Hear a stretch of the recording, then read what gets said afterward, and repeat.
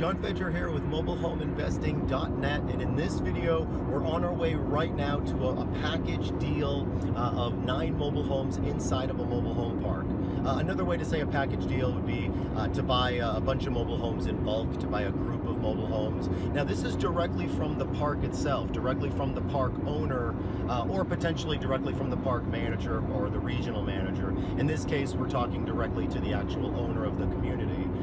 Now we're going to do in a different video, which will be linked down at the bottom in the description, what to do if you're buying from a landlord or buying from a burnt out investor, because that's different. But if you're buying directly from the park, that's what I want to talk about in this video. What are the logical steps to protect you, to not waste your time, to protect your money and your time and your energy, and to give you clarity and to protect the park? Because let's face it, they're not stupid.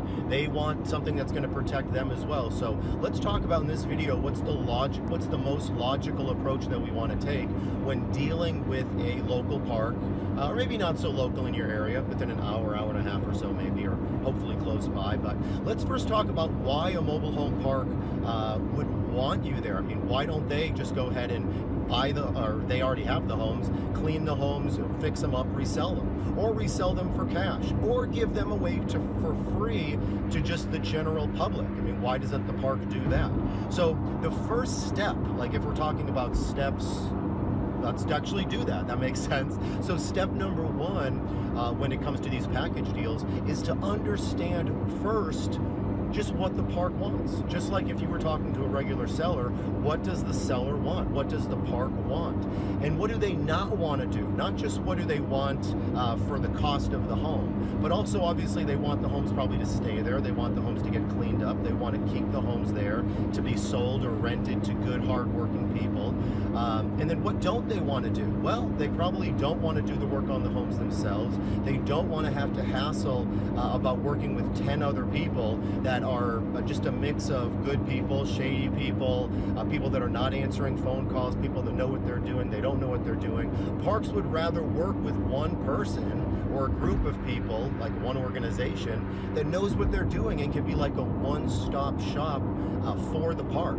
So the first thing is to have just a heart-to-heart kind of understanding. I would encourage you to sort of keep your cards to your chest. You know, you still have to look at the home, you still have to ask 3 dozen more questions. So really just in the beginning, try to understand big picture, you know, what does the park have, what do they want, and also what don't they want to do.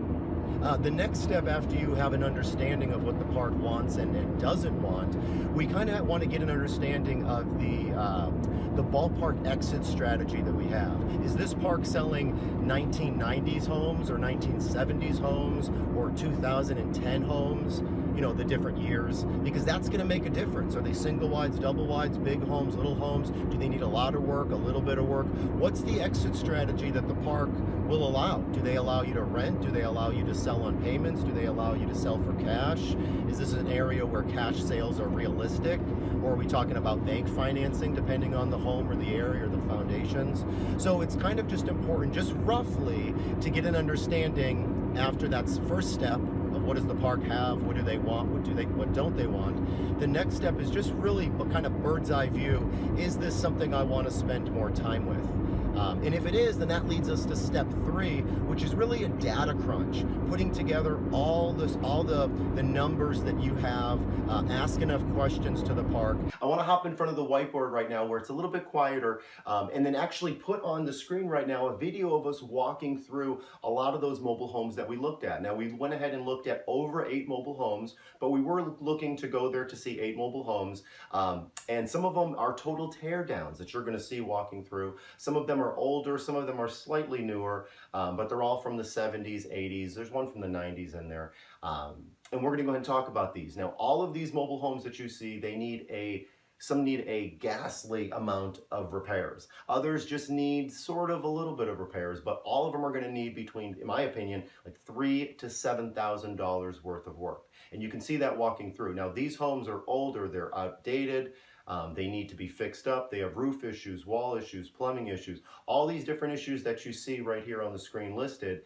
These homes, to some degree or another, have seen much better days. Now, you may be asking, John, why would you even look at these mobile homes? And that's because they are profitable. And we're going to be talking about this later in the video. In this particular area, the supply of mobile homes is super, super, super low. The supply of affordable housing is super, super low. So if we can get these fixed up and back on the market, they'll rent super quick. They would sell super quick. Most of them are 2 bedrooms that are a little bit older. And again, the ones that you're seeing, some need to be hauled out of there. And then we can put in other ones, newer ones, work with the park to put in newer ones, used ones, and then resell those for profit as well. But the park doesn't want to touch any of these. So now we're at the point of the deal number 3, or the point of this opportunity, where it's sort of crunching the numbers. And we have to know what we're crunching, so we have to get through all of these mobile homes. Bring a powerful flashlight, aim to speak to the neighbors to sort of find out the insider information about the park, the good, the bad, the ugly. Also find out from the park manager or the park owner, what do they want done? Like, what specifically in their minds do they want completed? Like, you know, A, B, C, D. What do they want done from the outside? What do they want done on the inside? I'll say many park managers, or owners, they won't necessarily be too picky about the inside. They may not even say anything at all about the inside. Just make sure the outside looks like this and this and this. You know, good curb appeal. Maybe it's got vinyl siding if the park says that. We want a shed in every lot. The park might say something like that. This one isn't, but you know, just make sure to ask that question. If they're being too anal, if the park is too, has their thumb on you and they want to control everything, we want you to use our contractors and approved people this way, and we want you to use this type of material. That might not be the relationship that you want to get involved with, especially if you've never done a deal with this park before. That's a big pro tip, that if you've never done a deal with this particular park, the park that you're looking at, you know, buying X number of homes in, that's a very big sort of caution flag. We want to almost always do one home in a park, purchase it, clean it, fix it, resell it, and then we know, okay, this park is cool to work with. Their application process is good, their selling process is normal. If you buy multiple homes in a park and they sort of change things up, they change things up on you, they change at management, they just become you know, they say one thing and then they do another. You don't want to be stuck with 8 mobile homes that you're holding versus like 1 mobile home. So that usually doesn't happen. Most people are normal. What they say is what they mean. But in weird, rare situations, you know, you don't want to do many deals in a park if you've never done one. I hope that made sense. I'll get off my soapbox right there. So when you're looking at mobile homes, you're walking through, you're in like a data collecting mode. As you can see, as we're walking through the mobile homes that day, we're trying to get videos of everything. We're looking through everything. We're talking to people. Even we're going through the local area. We're talking to the local police department. What kind of crime is in the area? What type of crime isn't in the area? You know, let's get a sense of the area. In addition to talking with the residents, what's the crime like? What's the drug situation like? And talking to the local, like for example, the local police department will be very telling of that. Also, if you're not familiar with this town, you can talk to the local chamber of commerce. Is the town growing? Is it sinking? Are there any plans for doing any major construction in the town? Things like that are important to know. You're not buying this whole park, but you are buying a, you know, tenth of the park, or you know, some amount of the park. You're buying these homes. You need to know about the area, or you really should know about the area. If you don't do this due diligence right now, make sure to do it before you close. But right now we're just getting to the point where we want to come up with the purchase offers that we're going to make to the seller. So right now we're still coming up with just the purchase offers, and realize that the price that you can pay, this is important, is going to be dependent on you. The person listening to my voice right now, how much profit do you want to make? I know for me, I want to recoup all my invested capital for the acquisition costs, the holding costs, the repairs and labor. I want to recoup all that in 6 to 12 months or less. If I'm selling it for payments, I want to recoup all my money back in 6 to 12 months or less. If I'm selling for cash, I want to double or triple my money right away. If I'm renting, I want to get at least $300-400 a month cash flow. Same when I'm selling for payments. $300 to $400 a month cash flow, net cash flow, for at least 5 years when you're selling it on payments. If you're renting it, you can rent it for indefinitely, but as renting, you're going to be responsible for most of the repairs. When you sell it on payments, you're not responsible for the repairs as the investor. The buyer is the one responsible for those repairs. So it's important to first understand, like, how much profit do you want to make? Is it okay that I do a skinny deal? Or is it okay if you don't make any money at all? Or do you want to make, X number of dollars? And is it more important for you to rent or to sell cash or to sell payments? I'm going to link to another video where I talk about the 3 different levels of mobile home investing inside of parks as far as I see it. I'm going to link that down in the description so you can sort of have an understanding of the different types of deals that you could do. So it's important to understand the profit that you want to make. It's important to know your expenses. What expenses will you have? And that's why we're walking through these homes and asking all these questions. And then what's the income that you're gonna sell this for? Are you gonna sell it for cash again, or payments, or something else? Are you gonna rent it? Are you gonna rent the home? Are you able to get free lot rent for a while, which we'll talk about here a little bit, and you can rent the land and then you can pocket that as well? Or can you rent the appliances inside the home? Can you rent the fixtures inside the home? Can you charge extra for pets? It's important to understand all of our expenses. Now, depending on the deal that you are doing, the unique mobile homes you're looking at, the area of the country you're looking at, the time of the year that you're looking at, you're gonna additionally, I would like you to think of all of these things right here, because these all go into expenses. Some of these are common sense, some of these are not common sense at all. Some of these you might run into, some of these you may not run into, some of these are hidden, some of these are traps that you may fall into. So it's important to understand, if you have any questions or concerns, you're lacking clarity, that sucks. Make sure to ask questions if you have them. Get clarity, talk to somebody that's done this before, because it's so easy to do either a bad deal or a skinny deal, or miss out on something that can be very costly or time consuming, or just give you headaches. And while you're worried about this thing, you can't do these deals over here. So do be aware of all the different sort of risks and expenses that you're going to come out. I will make an important note, something I think is very important. For every one risk you have, make sure there's a unique precaution that you have as well. So for every risk, I want there to be a precaution. Now here's an example. I'll give you a couple different examples for this, because I gave you this, this whole image of, the different kind of risks, and there's a lot more. But for every risk, for example, if a mobile home's been sitting vacant for a while, it's been sitting vacant for 6 months or a year. In some municipalities, the local utility companies say, before we turn on power or water or gas, we want to come out there and inspect the lines to make sure it still works good. It's been vacant for so long, we just want to make sure it works good. Well, that can open up a can of worms, and before you buy any of those mobile homes, you're not sure if the home needs, what type of work. The power company is going to say, well, you have to update this, you have to upgrade this. Or the water or gas company says the lines aren't they're not keeping pressure, you have to do this and this and this. That can be a couple $100 or $1,000 or more to fix. So you can make the sale contingent upon that inspection with the utility company. For every risk, and the risk is that the utility company might say that there needs to be X, Y, and Z done to this home prior to the utilities being turned on, that's a risk. And you don't know, even if you have a normal inspector come in, they may overlook that because they're not the power company. So the sale can be contingent upon, I will buy the homes after the power company comes in and says everything's good to go, it's ready to be turned on. Boom, you have a risk, you have a precaution. Another one, let's say, for example, that the park is not, or these homes in question. So when we first started talking to the seller, the seller was asking around $500 to $1,000 for these homes. And we're dealing directly with the park owner. In some instances, you might be dealing with the management. In some instances, you're dealing with the park owner. Sometimes the general manager or the regional owner, the regional manager that's in charge of a couple different parks. In this case, we're talking to the actual owner. And the owner wanted anywhere from between around $1,000, depending on the home. Again, there's a couple nice ones in here, all the way to $500, which for some of these, they're not even worth nothing. They pay me $500 and I might take them. So with that said, we want to talk the price down from that price down to zero. As you can see in the pictures, these homes need a lot of work. So we're going to start at a zero price.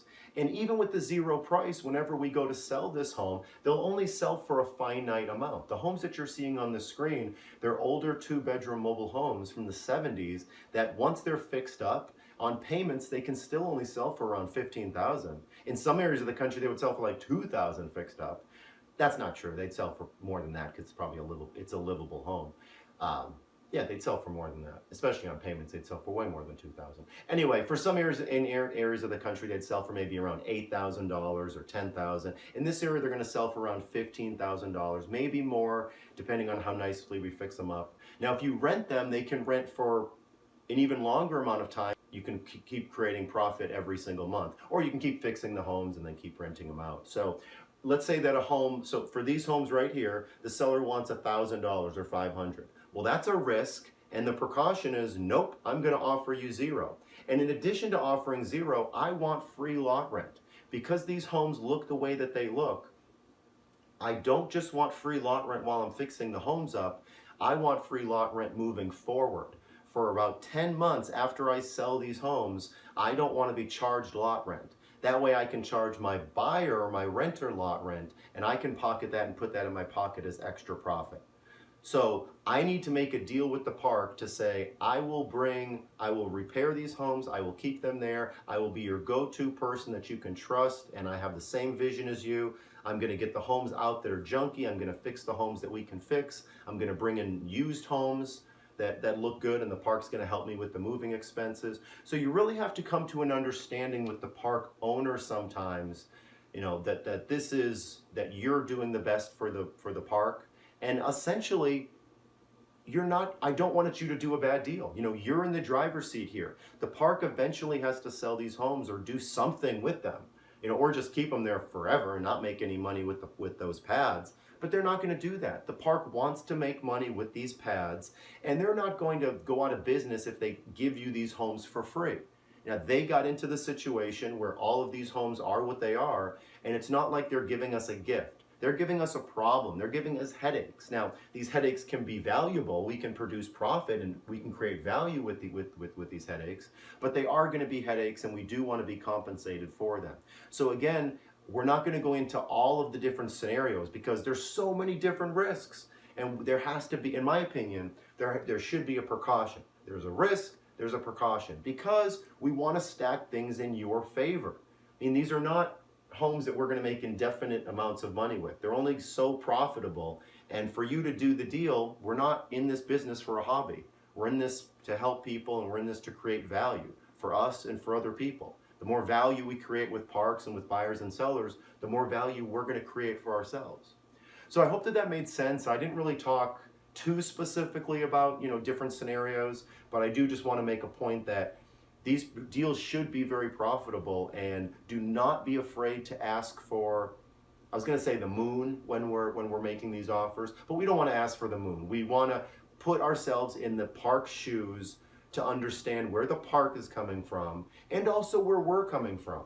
And we have to do a good job in the next step when we present our offers to the park or to the park owner. We have to do a good job at coming across in a heartfelt way.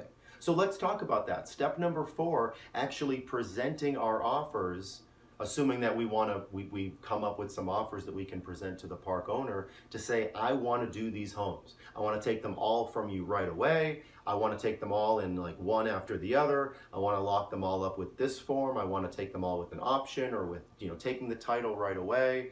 There's a variety of different scenarios, but the step 4 is to have a sort of a back and forth, heart-to-heart conversation with the park owner. If they don't want to have a heart-to-heart conversation with you, if they want to say it's my way or the highway, you can deal with that accordingly. If they're not being too flexible, you know your numbers. But again, I don't want you being bullied or don't want you doing a bad deal. It's very easy in the beginning to sort of bite off more than we can chew, think we know more than we do, think it's going to take quicker, or there's not going to be as many repairs. And usually there's more repairs needed and things take a little bit longer to do.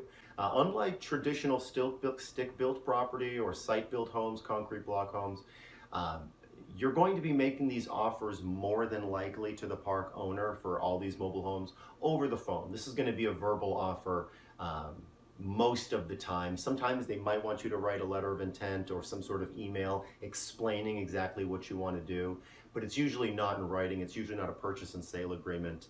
It will be typically verbal. And then at that point, you know, there's no reason for the park not to trust you, you not to trust the park.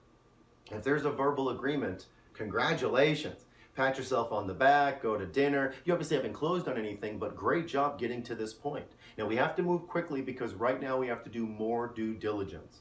Due diligence means making sure you know what you're buying, double checking things, triple checking things. Some of the things that I'm flashing up right here on the screen, those are things that you want to be aware of. Not just that, but there's many, many more depending on the specific situation that you're in. Some of these are more costly than others. Some of these are just from my experience, but it's very important to, again, know what you're getting into. Make sure that you have proper due diligence. Part of proper due diligence is also paperwork. Who's coming up with the paperwork? Who's doing the closing paperwork? So make sure whenever you're talking to the park, when you do come up with that offer and it's a win-win, you do go back and forth with the park owner a couple times. They call you back, you call them back, they call you back, you call them back. And at some point you do come to a win-win agreement. Congratulate them. Say that you're so happy to be working with the park. I mean, really, be honest. Don't lie or anything. Don't come across sleazy or anything, but do, be honest. Like, thank them for their time. Thank them for, you look forward to this opportunity. You hope to have more homes here eventually. You want to bring in more homes and really be an asset to this community. Now, once you do that, ask the park owner or the manager, would they prefer you handle the paperwork for closing, or do they want to handle the paperwork for closing? And if they handle it, you want to see the closing paperwork a couple days, if possible, prior to closing, or at least look it over prior to closing. When you go to closing, you want to go ahead and call to make sure that they're available. You want to walk through all of the properties again before you buy them, and you really want to make sure that all your due diligence is correctly done. Depending on how you close, you may be taking some sort of option on the property. You may be taking the actual physical titles for the property. If you're in a different state, it might not be a title, it might be a bill of sale, or it might be a statement of ownership and location. Either way, you most likely want to take ownership. If the park owner, the park manager says that they don't have title, or they can't find it, or they'll give you the title later, that's a flag to be wary of. You do want to make sure that you see title prior to closing. That's a big one, of course. Because some parks, they lie. Even the management, even the owners, they say, yeah, we have the titles, but they really don't. So with all of that said, it's important to know what you're buying and then close on the home. After you close, you want to repair what you want to repair. This should be following the same plan that you have from the very beginning. When you first walk through these properties, when you were first talking to the park owner about what to do with these homes, in step number 2, like, what's my viable exit strategies? These are the things you should be thinking about. You should know already how you want to sell. You should know which ways you want to sell the home. Your first strategy, your second strategy. You really don't even need a second strategy as long as your first one is viable and realistic. Also, the repairs. Which repairs do you want to do? You should know that well in advance. When you first walk through these properties, you know which repairs you want to do and which ones that you're going to leave. Now, you don't always know that if you're brand new, but based on experience, you will know that. And the only reason you wouldn't know that is because you're in a new area or because you're brand new doing this. So again, it's important to really know what you're buying. So repair the home accordingly, sell it or rent it, depending on what the park and you can do, or what the park will allow you to do. A lot of parks don't allow renting. But if you can sell it for cash, if you can sell it on payments, great. Be aware that these deals, parks selling packages of mobile homes, groups of mobile homes together in your specific area, it's not going to happen all the time. Around the country, it is almost happening all the time. For a variety of reasons, parks have 4, 5, 10 homes in one park spread out through a couple parks that they own, and they want to sell all of those at once to preferably one person or 2 people that know what they're doing. I wanted to interrupt this video real quick because here's a great example that was just turned on to me. This is on Craigslist. I do have the address covered down here, but this is a great example of a mobile home park owner, at least it appears to be a mobile home park owner, selling 10 to 12 mobile homes. Most are 2 bedrooms. Buy each one for $500, fix it up and rent it. They don't even mind if you rent it here. The lot rent's only $185, so you probably cash flow $250, $200, $300. Again, they're only 2 bedrooms and they're older. These 2 look vacant right there. That one possibly looks kind of vacant. Someone might be there. Someone might be there. Those two look vacant. They're old, they're outdated. Would you even want to pay $500? Probably not. This owner does not want to do anything with these mobile homes. This owner is more like a, hey, I got the money and I'm going to buy the park. You do all the work to fix it up, and this can be win-win. It's a symbiotic relationship. So I just wanted to interrupt this video to show you just, on Craigslist, just simple as Craigslist, you can find these opportunities, and they are out there, even more so than Craigslist. But okay, let's go back to the video now. So in your area, there probably isn't something like this happening right now, but moving forward, there absolutely will be. Or in the past, there absolutely was something that you missed out on. Thank you so much for following along and watching this video. I know it was a little bit lengthy. I hope that all of this made sense, and in your business, it really is really helpful. I will keep you up to date with what happens to these opportunities. As of right now, we're still talking and negotiating with the owner. The main reason is because there are electrical issues that the owner doesn't want to be as patient with us on, but some of the lots, they need to be upgraded from a 50 amp to 100 amp per the city, and that's not something that we want to do, and at this point it's not something necessarily that the park wants to do. So we're holding off on purchasing a lot of the homes that we showed you for right now. However, a couple of the homes that we showed you, we are moving forward with, and we already have moved forward with. So depending on the different deals that you're looking at, sometimes these do work out to be, a group. I want all of them, I'll take every single one, or no, just give me like this one, this one, this one, this one, or no, out of the 10 I saw, I just feel comfortable doing this one, but I will help you in these other ways, move some homes out, bring some homes in, etc. Right now, I think I'm rambling, right? I hope that this video was helpful. If you have any questions, comment them below, or you can reach out at support@mobilehomeinvesting.net, or check us out at mobilehomeinvesting.net. Thank you so much for watching. Happy investing. Bye-bye. On the contrary to that first park that we looked at, this park right here is a 4-star park with huge lawns. I love this. Every house has a 3 or 4 place parking space with ample yard on the side. Look at the sides of the street.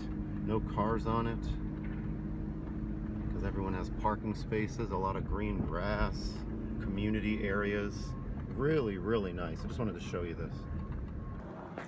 Look underneath mobile home, you may see the tongue, which is that piece right there, which was originally welded right up here. And that's what they do. Instead of having this big tongue in the middle of the road right here, they just cut it off and stick it right underneath there. No big deal. If you ever want to move it out of here, you just have that re-welded back on. In fact, some of them are bolted, and that's what this one is. It's just bolted on. Maybe it's welded as well, but that's how it would be pulled down the road.